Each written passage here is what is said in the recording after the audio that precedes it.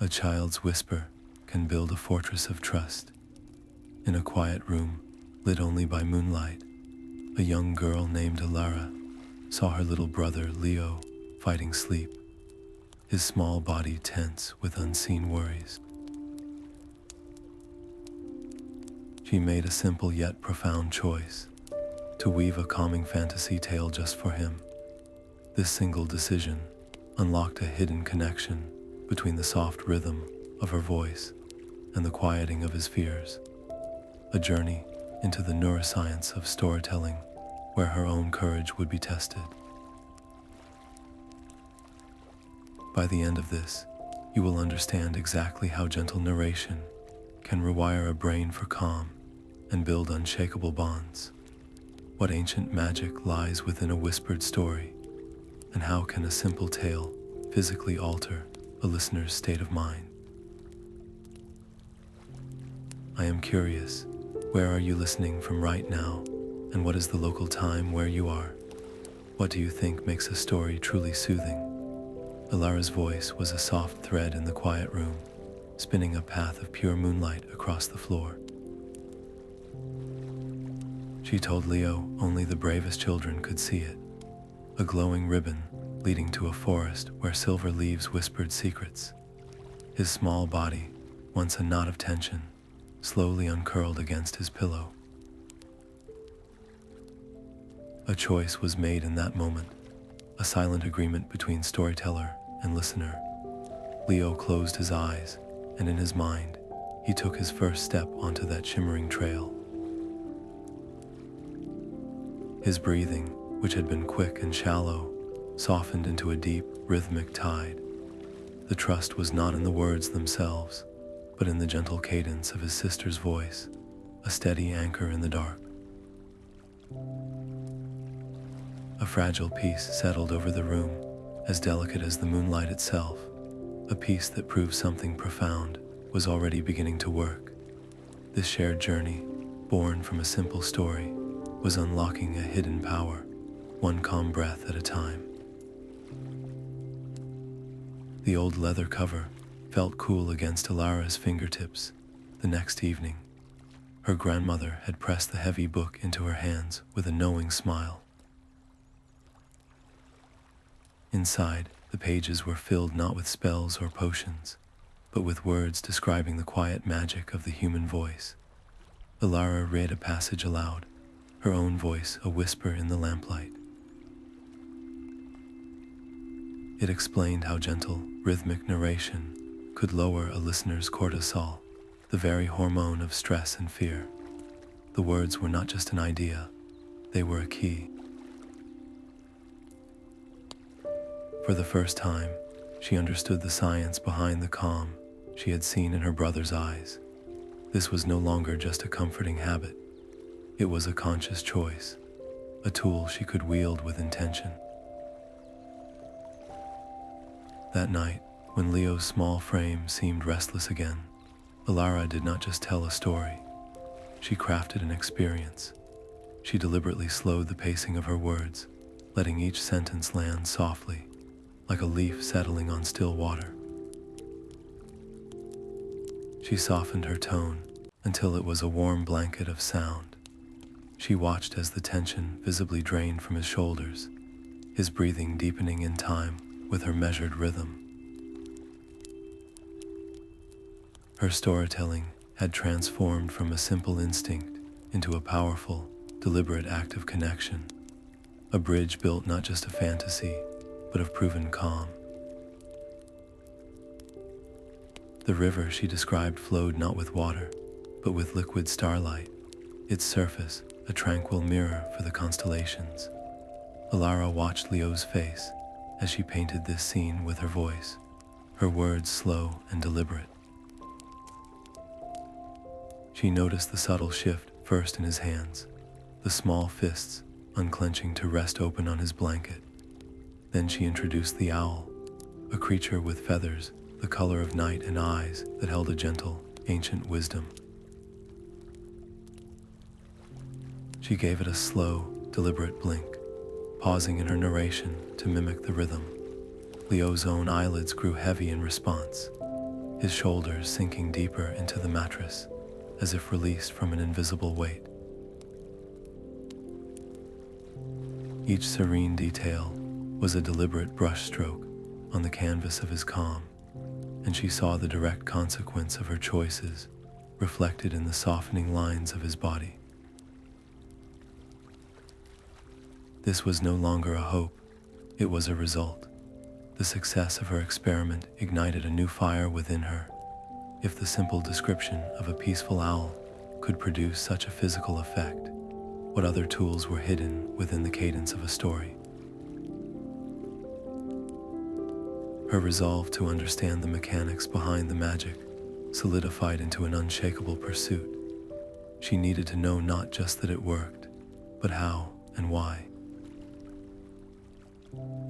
The sky cracked open with a thunderous roar, and Leo flinched, his small body jolting upright in bed.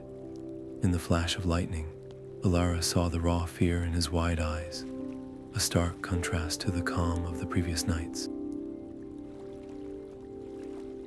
Her own confidence wavered. Could a story about starlight rivers and wise owls really stand against the primal terror of a raging storm? The gentle tales felt suddenly fragile, their magic threatened by the very real violence of the wind and rain. For a painful moment, she considered giving up, retreating into silence, but then she saw his trembling hands, and a new resolve hardened within her. She would not abandon him to the noise. Instead, she would make the storm itself a character in their story. She took a slow breath and began to speak, her voice a steady counterpoint to the chaos outside. She did not try to shout over the rain. She wove its rhythm into her tale, describing the raindrops not as a threat, but as 1,000 tiny drummers, tapping a frantic but purposeful beat on the roof of a great, ancient tree in their fantasy forest. She told Leo the tree was listening, its roots drinking deeply, and that the drumming was a song of growth and change. She matched the pace of her words to the downpour, sometimes speaking quickly with its intensity, then slowing as the wind momentarily eased. Slowly, deliberately, she began to transform the storm from a monstrous foe into a powerful, untamed ally within their shared world. Leo's breathing began to sync not with his fear, but with the new, adventurous rhythm she was creating. The storm was no longer something to fight. It had become the very heartbeat of their journey. The ancient book called it a neural pathway, a road for signals to travel inside the brain. Elara read by the dim light, her finger tracing the words. It explained that when an experience is repeated and predictable, the brain begins to build these roads, strong and well-traveled. For a child, this predictability is not boredom, it is safety. It tells the nervous system that the world, at least in this moment, makes sense. The storm had taught her the power of reframing chaos, but this was different. This was about building a foundation so solid that fear could find no cracks. She closed the book, the idea fully formed in her mind. Their story needed a constant, a gentle presence that Leo could learn to anticipate, a landmark in the ever-shifting landscape of their tales. That night, as she sat on the edge of his bed, she introduced the guardian. She described a large, smooth stone at the edge of the silver leaf forest, covered in the softest green moss. It was warm to the touch, she whispered, and it held a deep, quiet magic, watching over the woods and all who traveled there. She did not make it the hero of grand adventures. Its purpose was simply to be there, a silent, steadfast sentinel. Leo listened, his eyes fixed on her, and when she finished describing the guardian, she saw a flicker of recognition, a quiet satisfaction. The next evening, before she could even begin, His small voice asked, "Will we see the mossy stone again?" In that question, Elara heard the click of a lock, the first secure brick in a bridge of trust being laid between them.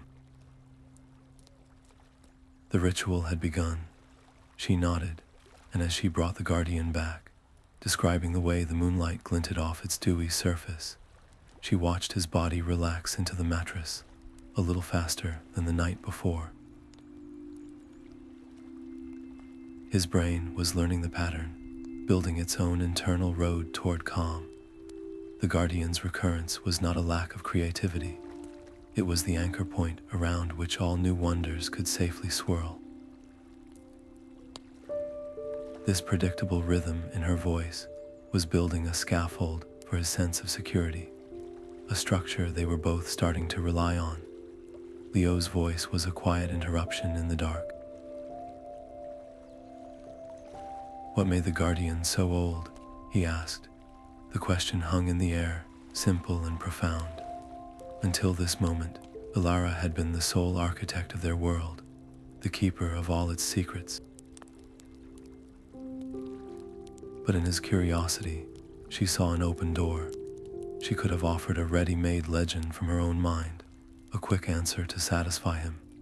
Instead, she made a different choice, one that felt both risky and right. She turned the question back to him. "What do you think gave the stone its first patch of moss?" she whispered. His eyes widened, a flicker of surprise followed by a slow, thoughtful gleam. "A very long sleep," he murmured, "and a little bird who brought it a blanket." Elara smiled, weaving his idea into the tapestry of their tale. "Yes," she continued, "and that bird's children, and their children, for 1,000 years, all brought threads of moss to keep it warm."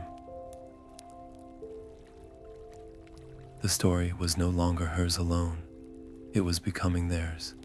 With every shared idea, the invisible thread between them strengthened, transforming from a line of narration into a bridge of true collaboration. He was no longer just listening. He was building with her. This shift from storyteller and listener to co-creators changed everything. The trust between them was no longer passive. It became an active, living thing, forged in the shared space of their imagination. The Guardian's past was not just a story. It was a testament to their new partnership, a bond deepened not by the tale itself, but by the act of creating it together. The taste of warm honey milk still lingered on their lips from that evening. As Elara began to speak of a feast in the silver leaf forest, she did not invent a new, exotic nectar. Instead, she described the sweet, familiar comfort of honey milk, served in acorn cups to the forest creatures. Leo's eyes, which had been watching the shadows on the ceiling, snapped to hers. A slow, knowing smile spread across his face, and he snuggled deeper into his blankets, pulling the fabric tight under his chin. In that moment, Elara understood she was no longer just a storyteller. She had become a memory weaver. She was deliberately threading the golden threads of their own happy day directly into the tapestry of their fantasy. The warm drink was not just a detail in a tale. It was an anchor, a sensory bridge, connecting the safety of their shared reality to the wonder of their invented world. This was a different kind of magic, one that worked in reverse. Instead of using fantasy to escape reality, she was using reality to enrich the fantasy, making both realms feel more solid and secure. The consequence was immediate and profound. Leo's smile was not just for the story. It was a reaction to the echo of his own happiness, now given a home in their adventure. A powerful, positive association began to form, a neural link between the cadence of her voice, the comfort of their ritual, and the tangible joy of their daily life. Each time she repeated this act of weaving, she was reinforcing a pathway in his mind, one that led not just to calm, but to a deep, embodied sense of contentment. The story was becoming a living scrapbook of their connection, a place where their happiest moments were not just remembered, but relived and celebrated. Her voice found a new melody, a gentle rise and fall that felt less like speaking and more like singing without a tune. She was consciously shaping her words into the rhythm of a lullaby, a soft wave that crested and receded in the quiet room. This was prosody, the musical intonation of speech, and she was learning its power was not just emotional, but deeply physical. She watched Leo's chest, and something remarkable began to happen. His breathing, which had been his own separate rhythm, slowly began to fall into step with the cadence of her voice. As her tone rose with a question in the story, his breath would subtly quicken. When her voice dropped into a low, soothing conclusion, his exhale would lengthen, a deep and releasing sigh. Her vocal patterns were no longer just telling a story. They were conducting the symphony of his nervous system, cueing his body's own relaxation response with every measured phrase. This synchronization was the proof she had been searching for, a tangible, visible link between her craft and his calm. The stakes were no longer about telling a good story. They were about mastering a biological tool. Each night became a deliberate practice, a careful calibration of tone and tempo. She learned that a predictable, wave-like rhythm signaled safety to the most ancient parts of his brain, telling his body there was no threat, no alarm, only the steady, reliable tide of her voice. To get it wrong felt like a betrayal of that hard-won trust, but to get it right was to build a fortress of calm, one breath at a time. A new character waited in the dappled gloom beneath the silver leaf trees, a small, trembling shadow shaped like a lost puppy. Elara described it not as a monster, but as a creature afraid of the light, flinching from every stray moonbeam.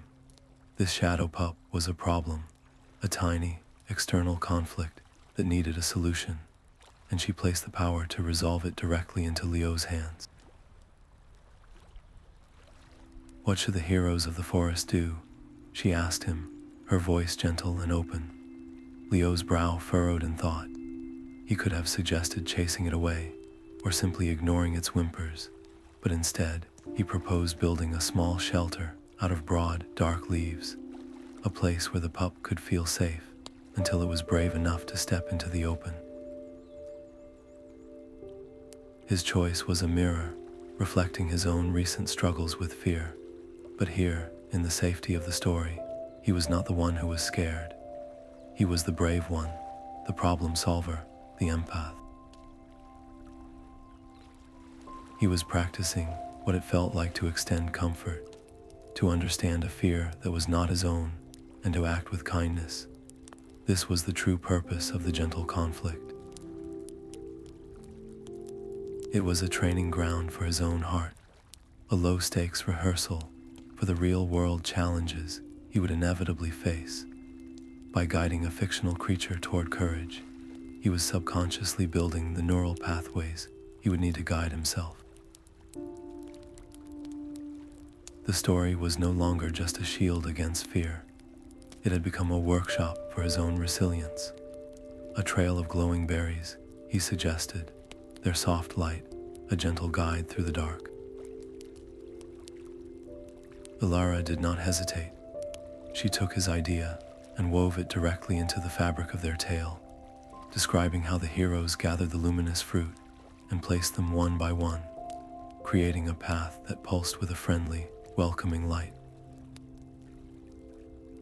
In that moment, something profound shifted for Leo. His suggestion was not just heard, it was acted upon. His empathy for the shadow pup had generated a solution that became a permanent part of their world. This was more than just collaboration. It was a validation of his own inner voice, a demonstration that his thoughts held real power to change a narrative. The consequence was a quiet, blossoming confidence. He sat up a little straighter, his gaze more intent, no longer just a passenger, but a recognized navigator of their journey. The trust between them was no longer just about feeling safe. It was about feeling seen. Every time Elara honored one of his ideas, she was silently communicating that his perspective mattered, that his creativity was valuable. This reinforcement turned their storytelling into a dialogue of mutual respect, a space where his confidence could grow roots as deep and strong as the trees in their silver leaf forest. The story needed more than just sights for the mind to see. Elara closed her own eyes for a moment, searching her memory not for images, but for sensations.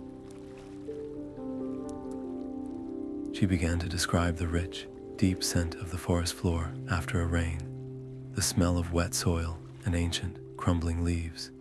She told Leo about the cool, smooth weight of a river stone, its surface polished by 1,000 years of flowing water.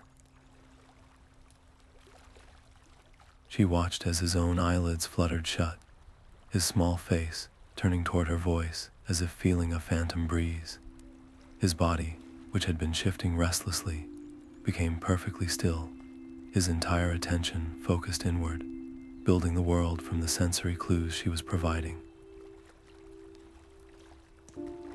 He was no longer just watching the story unfold. He was living inside of it, feeling the cool stone in his hand and breathing in the petrichor of the fantasy woods. This deep immersion was the key.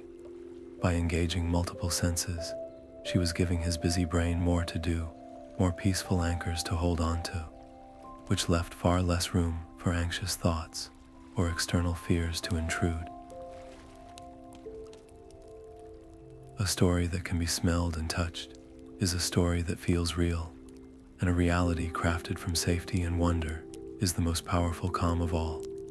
The single most soothing detail might not be a majestic tree, but the simple, tangible coolness of a mossy stone held in the hand of the mind.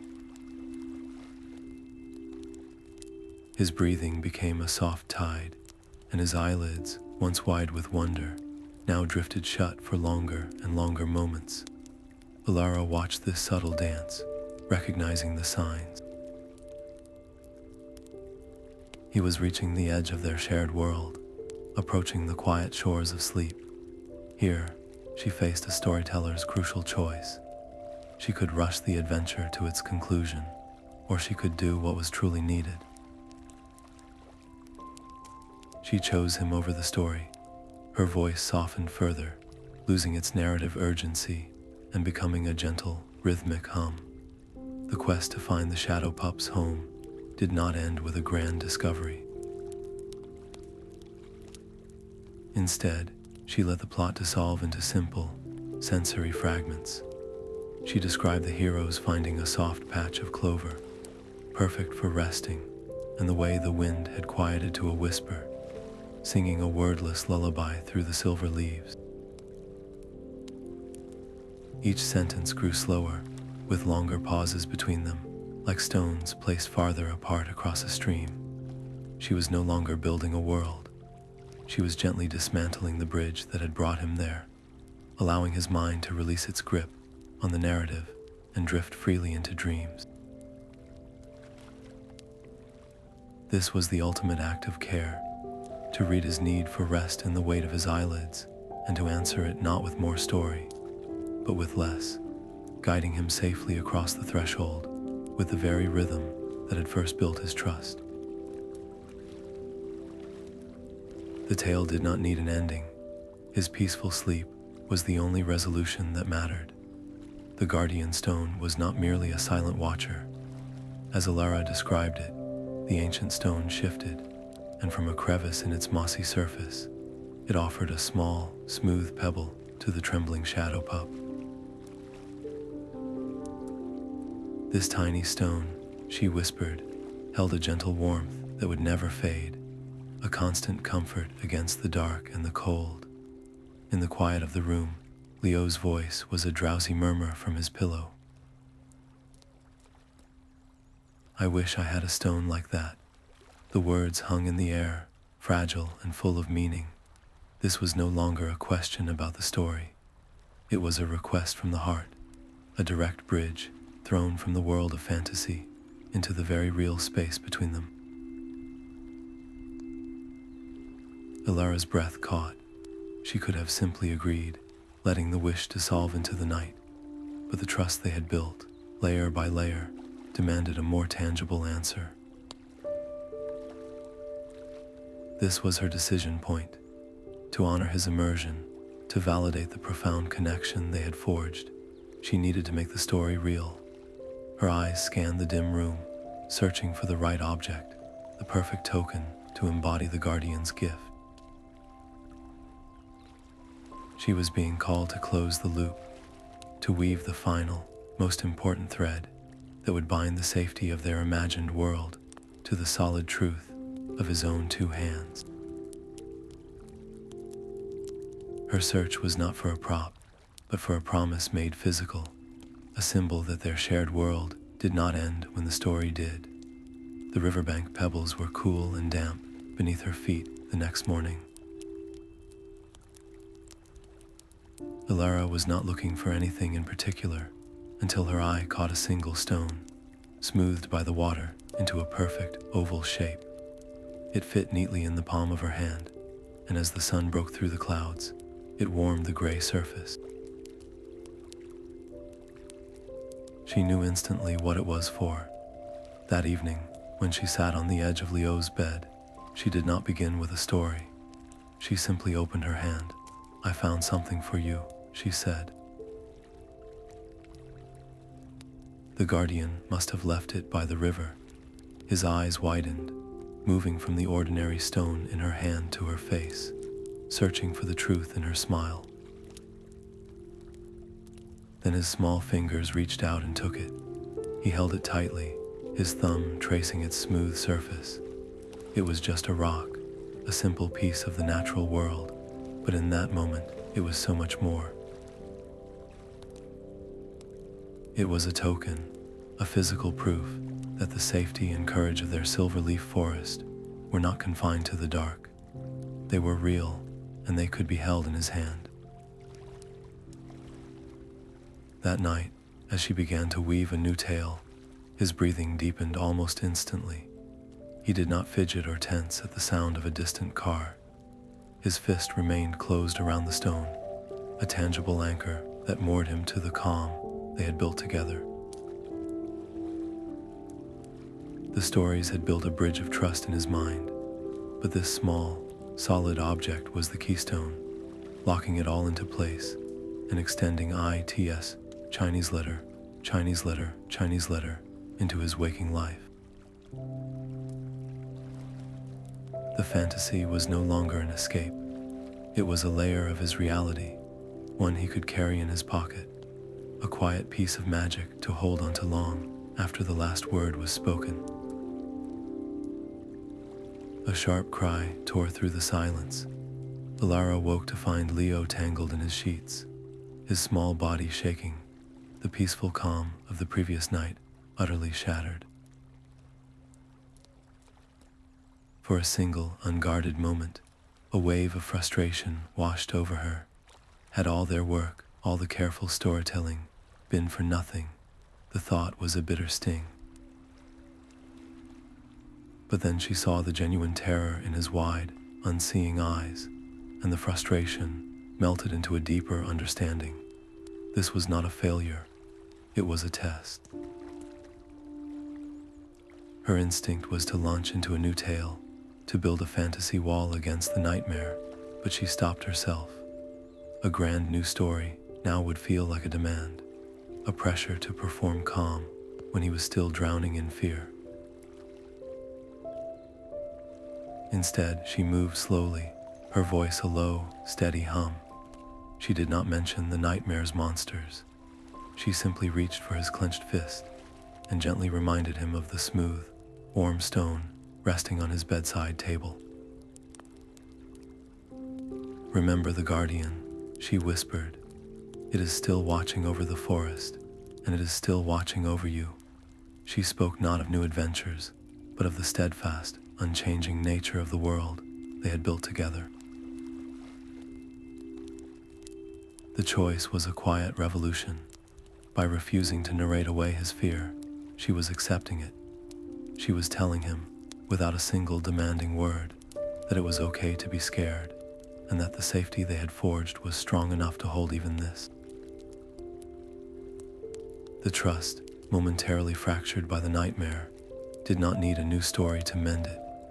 It needed the quiet, solid proof of what was already there, a foundation that could withstand even the tremors of the dark. His small hand tightened around the guardian stone. The next night, as Elara began to describe a bridge woven from willow branches, Leo's voice, small but clear, interrupted hers. "Can I say what's on the other side?" The question hung between them, a quiet challenge to the unspoken rule that she was the storyteller. For a heartbeat, Elara felt a flicker of resistance, a storyteller's protective instinct to guard the map of her own imagination.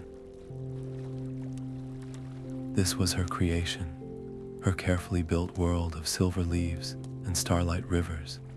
To hand over the narrative felt like surrendering the reins of a delicate spell. But she looked at his face, alight with a tentative hope, and she remembered the profound lesson of the storm and the shadow pup. True trust was not a one-way street.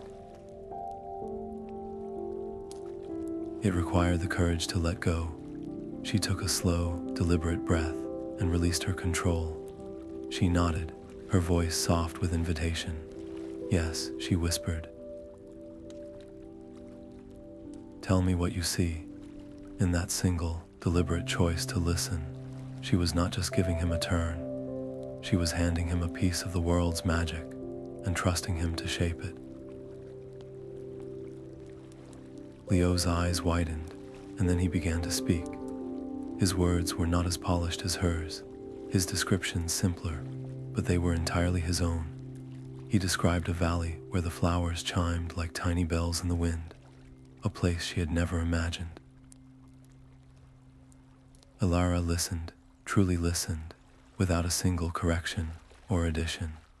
She watched as his posture changed, his shoulders squaring with a newfound authority. He was no longer just a passenger on the journey. He was the one holding the compass. By surrendering her role as the sole narrator, she was doing more than just letting him talk.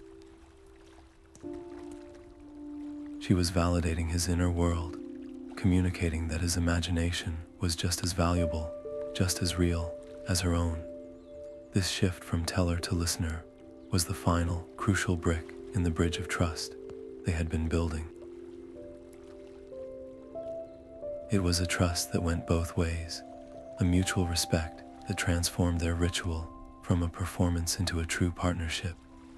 The story belonged to both of them now, a living, breathing creation that was stronger and more magical for having two hearts beating within it.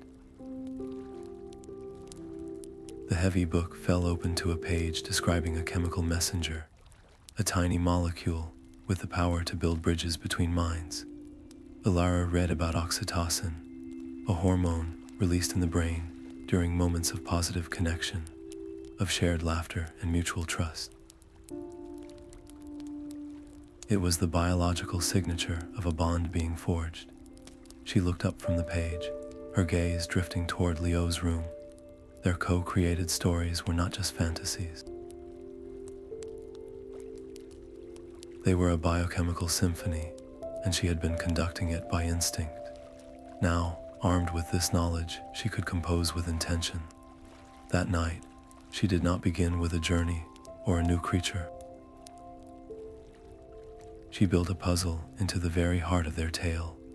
She described a great, silent door in the heart of the forest, carved with symbols of the sun, moon, and stars. It would not open with a key or a spell, she explained, but only when the sun bear, the moon fox, and the star owl each placed their paw, their nose, and their wing upon the correct symbol at the very same moment.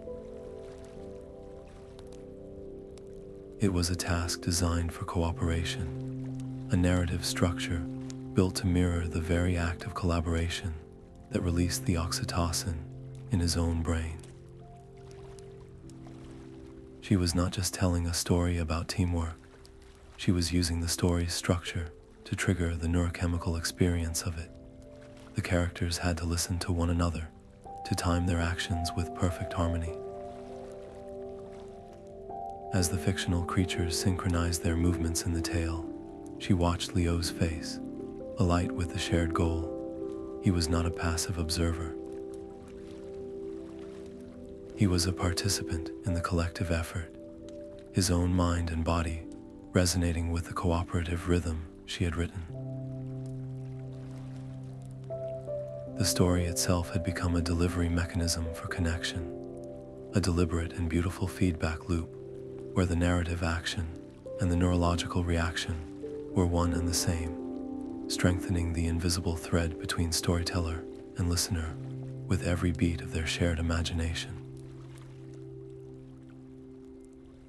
The story of the silent door had ended, its final click of harmony still hanging in the air. Leo did not immediately ask for another tale or comment on the adventure. Instead, he simply looked at Elara, his eyes holding hers in the soft lamplight. It was a look devoid of words, yet it spoke volumes. In that shared silence, a new layer of their bond settled into place, a silent pact that this time, this space was sacred. It was not something they had ever discussed aloud. It was a non-verbal understanding, a direct consequence of all the accumulated trust, the co-created worlds, and the weathered storms. The stakes of their ritual were no longer just about calming a child for sleep. They had become about preserving this fragile, perfect thing they had built together, a world in miniature that belonged only to them. The weight of that unspoken agreement settled over Elara, not as a burden, but as a profound responsibility. To break this ritual now would feel like breaking a promise, written in the very architecture of their connection. The stories were the vessel, but this quiet, mutual recognition was the precious cargo it carried, making every whispered word that followed feel vitally important. The front door slammed with a force that shook the small house. Before the echo faded, a loud, energetic voice cut through the quiet evening, demanding to know what everyone was doing sitting in the dark. Their cousin, Finn, burst into the room, his presence an immediate and jarring contrast to the soft sanctuary Elara and Leo had built. He was all sharp angles and booming laughter, a whirlwind of 10-year-old energy. When he saw Elara sitting by Leo's bed, the book in her lap, he let out a snort. "Are you still telling those baby stories?" He jeered, his voice dripping with a casual cruelty that made Leo flinch and shrink back into his pillow. The peaceful world of silver leaves and guardian stones felt paper thin under his scornful gaze. Elara felt a hot flush of shame creep up her neck. For a single, painful second, she considered closing the book, dismissing their ritual as a silly game to appease her cousin. It would be the easy way out, a retreat from the conflict. But then she looked at Leo. She saw the trust in his wide eyes, a trust that was now flickering with doubt and hurt. She saw the small, smooth guardian stone clutched in his hand, its quiet promise suddenly threatened. This was not just about a story. It was about everything they had built. Her choice was immediate and absolute. She met Finn's challenging stare, her own voice calm and steady, devoid of anger. "These are not baby stories," she said. "They are how we learn to be brave." She did not shout. She did not argue. She simply stated it as a fact, an unshakable truth from their world. She explained that the stories help quiet the noisy, scary thoughts, that they built a special kind of courage from the inside out. Finn, unprepared for this quiet confidence, faltered. His mockery found no purchase, and he eventually shrugged and stomped off, the storm of his presence passing as quickly as it had arrived. The room settled back into silence, but it was a different silence now, charged with the aftermath of the confrontation. Elara turned back to Leo. She saw the relief in his eyes, but more than that, she saw a new understanding. He had just witnessed her defend their world, not with fists or shouts, but with quiet conviction. In that moment, she was not just telling him about bravery. She was showing him its quiet, unyielding face. Her choice to stand her ground, without aggression or shame, became the most powerful story she had ever told him. It was a lesson in protecting what matters, a demonstration that the strongest fortresses are not built from stone, but from the quiet refusal to be ashamed of the magic you hold dear. The silence after Finn left was fragile, but the story waiting to be told was not. Elara looked at Leo, at the small, guarded hope in his eyes, and she knew their tale that night could not ignore the storm that had just passed through their room. It had to absorb it. She began to speak, her voice a low, steady stream of a lonely wind spirit who lived high on a mountain peak. This spirit was not evil, she explained, but its voice was a constant, roaring gale, a noise so powerful it shook the trees and frightened the smaller creatures of the silverleaf forest. It did not know how to be quiet, and so it was always alone, its great power expressed only as a force that pushed others away. Leo listened, his brow furrowed. He was recognizing the pattern, seeing the shadow of their loud, disruptive cousin in this fictional creature. But Elara was carefully reframing the intrusion. She was not painting the wind spirit as a villain. She was painting it as a lonely, misunderstood being, one that had never been taught a different way to communicate. This was the heart of her creative decision. She was taking the real world hurt and transforming it into a puzzle of empathy, giving Leo a safe space to process the confusing event, not with anger, but with understanding. The story became a tool for emotional alchemy, turning the leaden weight of a bad experience into the gold of a new perspective. The wind spirit's problem was not its existence, but its lack of skill. The heroes of the forest, she continued, did not fight the spirit or shout back at it. Instead, they gathered. The sun bear offered the deep, humming warmth of its own breath. The moon fox showed how a soft sigh could carry a secret for miles. The star owl, from its high branch, began to weave their gentle sounds into a new kind of melody, a quiet, humming song that drifted up toward the mountain peak. They were not silencing the spirit. They were offering it a new language. Leo's posture softened as he listened to this collaborative solution. He was no longer the victim of a loud noise. He was part of a community, demonstrating a better way. When the wind spirit finally hesitated, then tentatively tried to mimic the soft hum, its first gentle breeze felt like a triumph. Elara described how that breeze felt in the forest, not as a threat, but as a cool caress that rustled the leaves into a gentle applause. In that moment, the real-world conflict was rewritten. Finn's loud entrance was no longer just an attack. In the safe laboratory of their story, it became the clumsy roar of a spirit who did not yet know how to sing softly. Leo was learning to hear the loneliness behind the noise, a lesson in acceptance that was far more powerful than any fantasy of retaliation. The story did not erase the hurt, but it gave him a framework to hold it, a way to digest a difficult emotion and find a path toward peace. Their shared world now had a name, a simple truth Elara knew she had to share. She waited for a quiet moment when the guardian stone was warm in Leo's hand and his breathing was soft and even. Our happy stories are like a special message for your brain, she told him, her voice as gentle as the lamplight. They tell it that everything here is safe and that you can let go. It is a little like teaching your brain a new, quiet song. Leo listened, his eyes fixed on hers, not with confusion, but with a deep and focused curiosity. He was not just hearing a story, he was being given the key to its magic.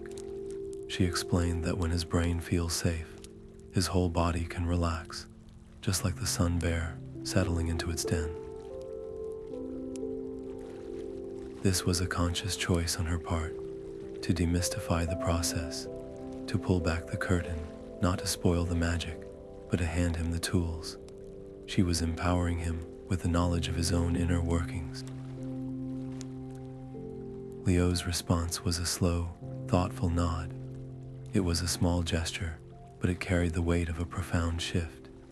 He was no longer just a passenger receiving comfort. In that moment of understanding, he became an active partner in his own calming process. The stories were no longer something that happened to him. They were a practice he could participate in, a skill he was learning about his own mind. This shared knowledge transformed their ritual into something even more powerful, a collaborative project where he was now a co-scientist in the quiet laboratory of their shared calm, exploring the inner universe of his own feelings with newfound awareness and agency. Her grandmother stood in the doorway one evening, her silhouette softened by the hallway light. She held a small, faded pouch in her hands. "May I listen tonight?" she asked, her voice a gentle rasp of autumn leaves. Elara felt a sudden, protective clench in her chest. This was their world, hers and Leo's, a private sanctuary built word by word over many nights. To let someone else in felt like a risk, a possible tear in the delicate fabric they had woven. But she looked at her grandmother's hopeful eyes, then at Leo, who was watching the exchange with quiet curiosity. In that moment of hesitation, she remembered the lesson of the lonely wind spirit, that a circle could expand without breaking. She took a slow breath and nodded, shifting over on the bed to make space. The decision felt both monumental and utterly simple. Her grandmother settled beside her with a soft sigh, the scent of lavender and old paper filling the space between them. She opened the faded pouch and poured a handful of smooth, dark seeds into her palm. "These are story seeds from the old country," she whispered to Leo. "My mother gave them to me. Each one holds a different tale, waiting for the right moment to grow." She did not take over the storytelling. Instead, she placed a single seed in Leo's hand and asked Elara to continue. So Elara spoke of the silver leaf forest, and when she described the heroes reaching a barren patch of earth, her grandmother gently touched her arm. "That is where your seed wishes to be planted," she murmured. Leo, his eyes wide, carefully pressed the dark seed into the imaginary soil of their story. Then his grandmother began to speak, her voice layering over Elara's, adding a new depth and texture.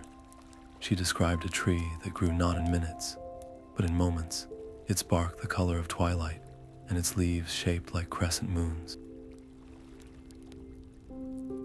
This was not an intrusion, it was an enrichment.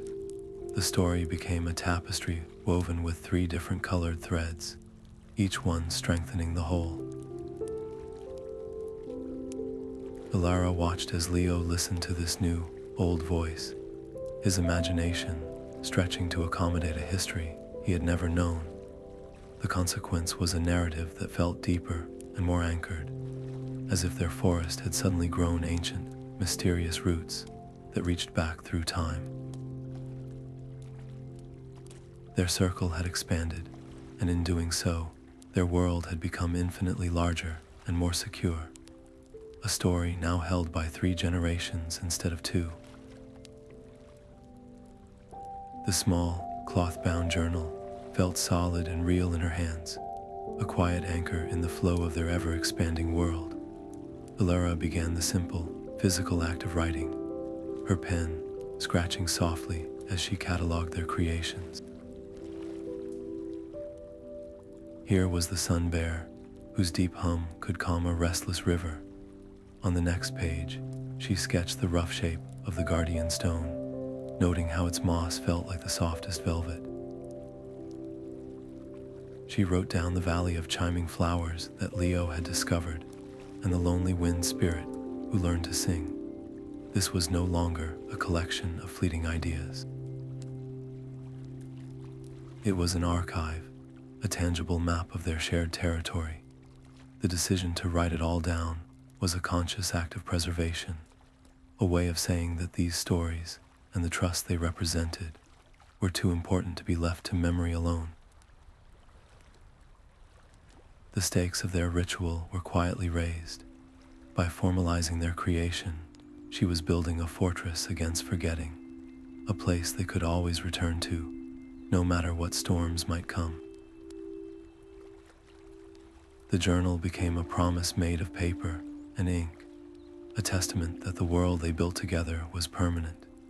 Its very existence reinforced the safety of their bond, proving that their shared magic was not just for the dark, but for all time, a legacy of comfort they could hold in their hands. The guardian stone felt cool and permanent in his palm, a solid piece of their world. One night, after a long silence, Leo's small voice cut through the dark. "When I am big," he whispered, "will the stories go away?" The question was not about growing up. It was a tremor of a deeper, unspoken fear, the dread of losing the very magic that made him feel safe. Elara's breath caught. She had been so focused on building their nightly sanctuary, she had never considered its inevitable end. The thought was a sudden, cold shadow over the warm lamplight. This ritual, their sacred space, was bound by time. He would grow, his world would expand, and the need for starlight rivers and silver leaf forests would naturally fade. To deny that truth would be to build their fortress on sand. She looked at his worried face, and in that moment, she understood his real fear. It was not about the stories themselves, but about the loss of the profound safety and connection they represented. He was afraid of losing her, or at least this version of her that visited him each night in their shared world. A quick reassurance felt hollow. She could not promise the stories would last forever. That would be a lie time would eventually expose, breaking the very trust she had worked so hard to build. So she made a different choice, a decision that shifted the foundation of their bond, from the activity itself to its lasting emotional residue. She reached out and placed her hand over his, the one holding the stone. "The stories might change," she said softly, her voice steady with a new kind of certainty. "We might tell them in different ways, or they might become quiet memories. but the feeling, Leo, the feeling of being safe and brave and loved inside them. That is yours to keep forever. It gets woven right into you, like a golden thread in a tapestry. You can never lose it. She was not promising the vessel would remain unbroken. She was promising him the water it carried was now a permanent part of his being. His core fear of loss was met not with a false guarantee of permanence, but with the truth of internalization. The magic was not in the telling, but in what the telling left behind inside him. He looked down at their hands, his small one still clasping the stone, hers covering it.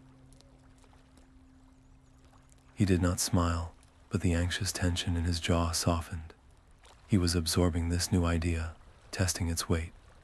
The promise was a seed she had planted, a belief that the comfort they co-created was not a temporary shelter, but a strength he was building within himself, one he could carry long after the last story was told.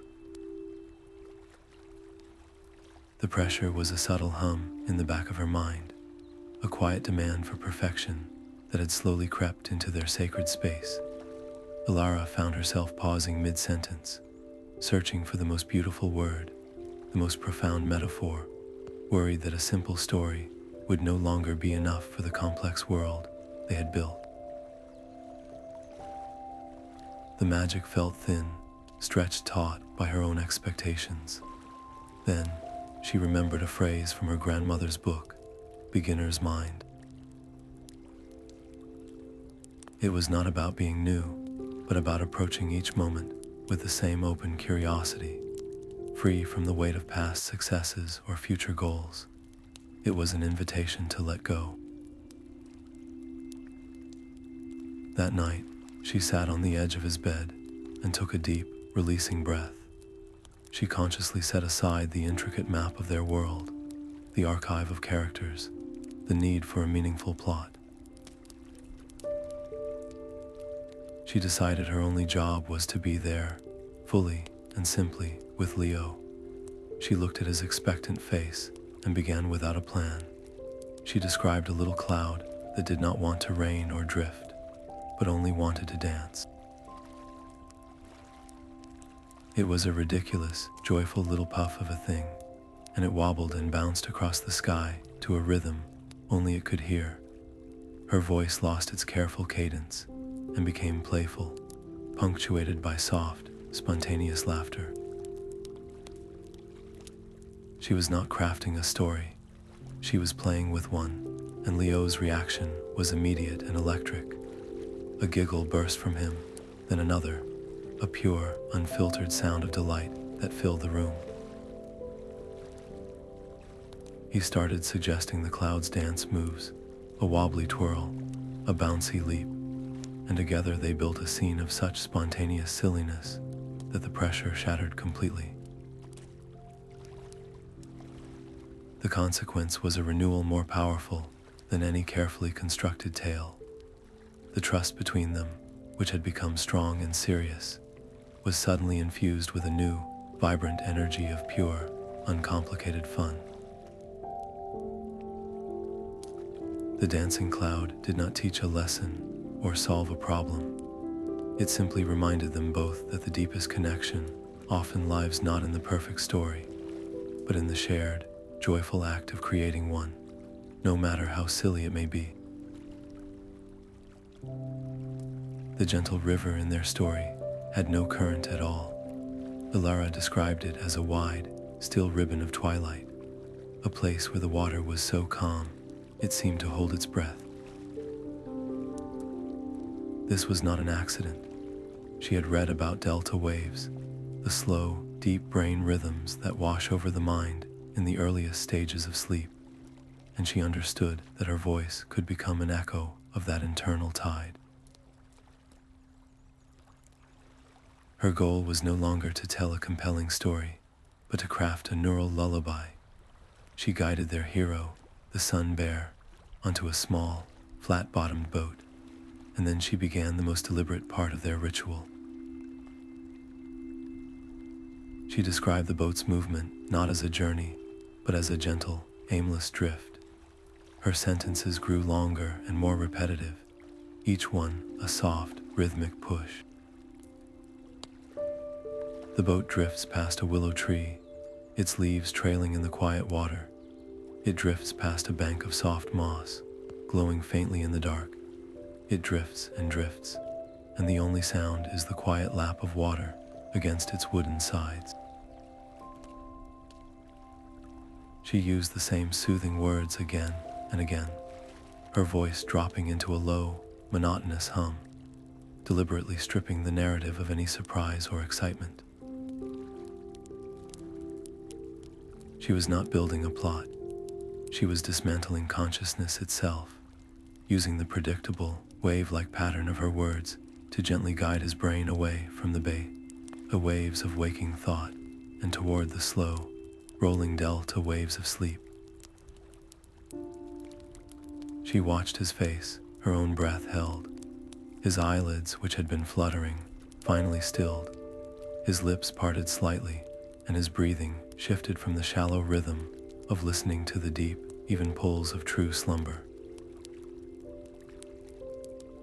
The consequence of her experiment was there in the quiet room, a living testament to the power of a story shaped by science.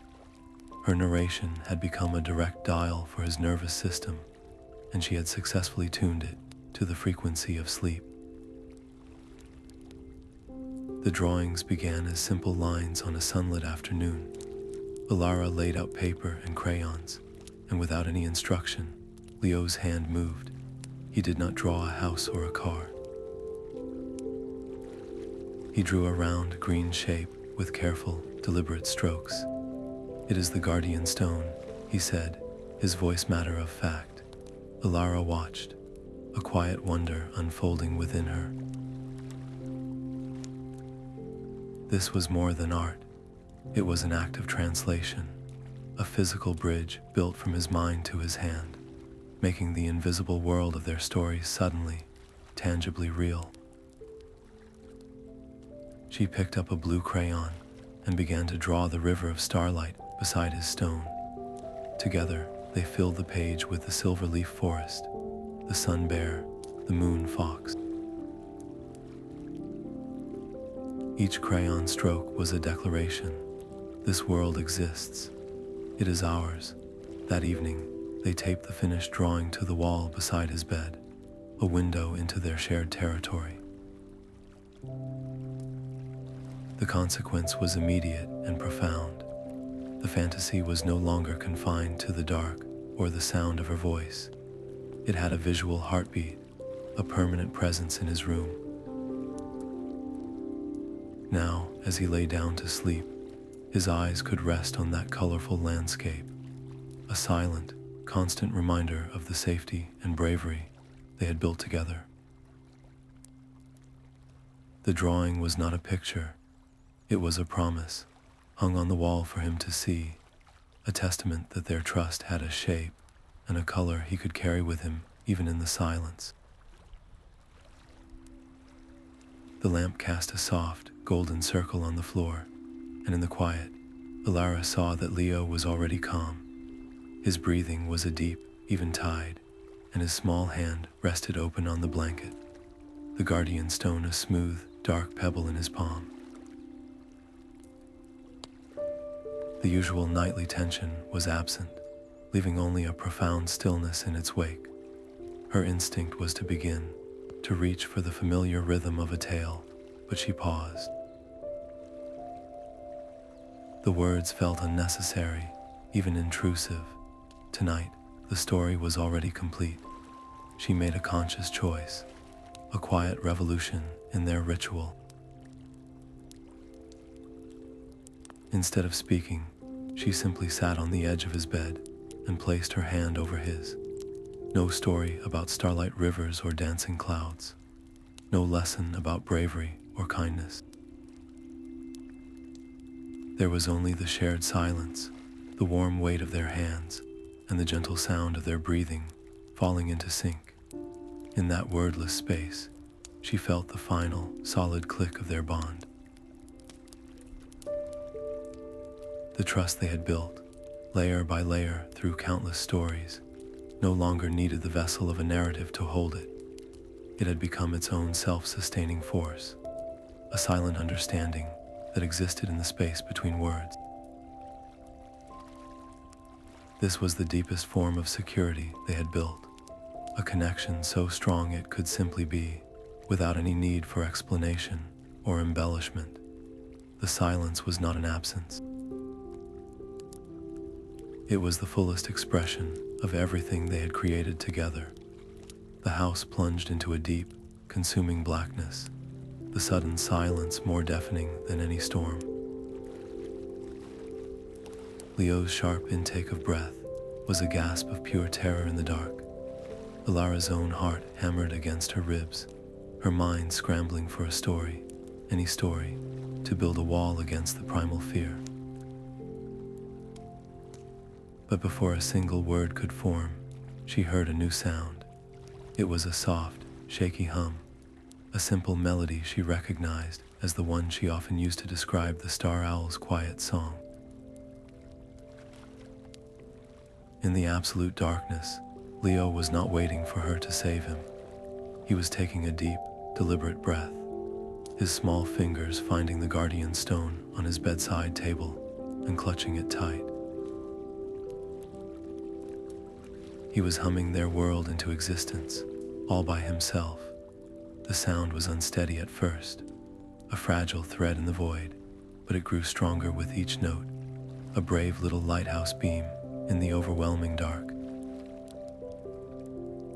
Elara felt a profound shift, a culmination of every story, every breath, every moment of trust. She did not speak.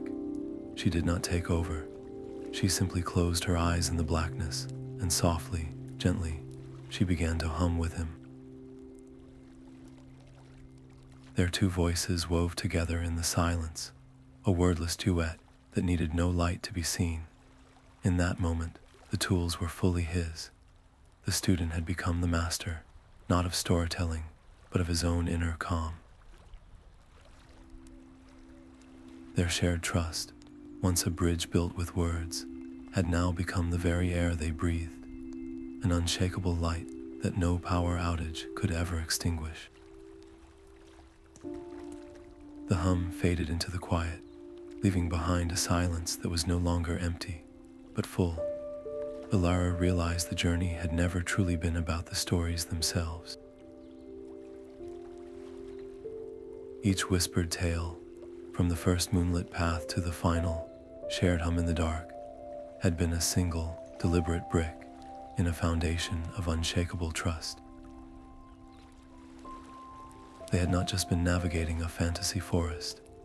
They had been mapping the very architecture of their connection, learning the neuroscience of calm, not from a book, but from the living, breathing experience of watching fear recede and safety take root.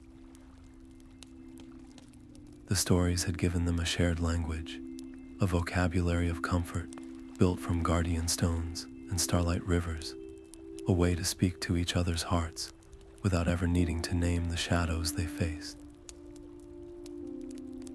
This language would not vanish when the bedtime tales naturally came to an end.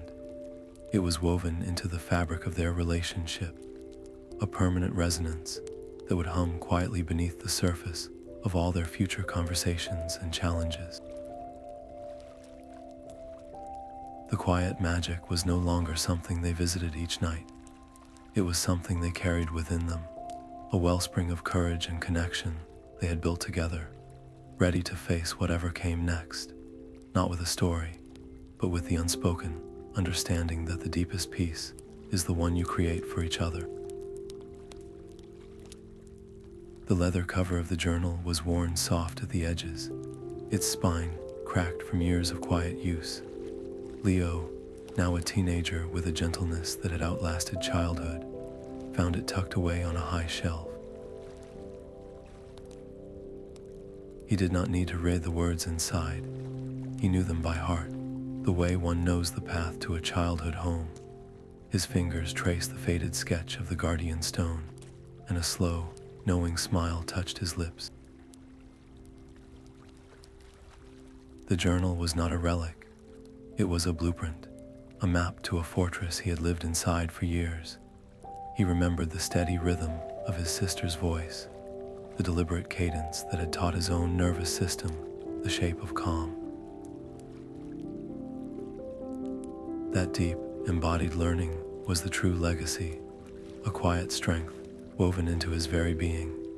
He slipped the small, smooth stone from his pocket, its familiar weight a constant comfort. He walked into his little sister's room, where she slept surrounded by her own unseen worries. Without a word, he placed the warm stone on her nightstand, a silent sentinel in the lamplight. This simple action was not a beginning or an end. It was a turn in a beautiful, unbroken cycle. The trust his sister had built with him was not a finite resource to be used up. It was a living current, a story of comfort he was now passing forward, proving that the neuroscience of soft narration had become a family tradition, a story without end.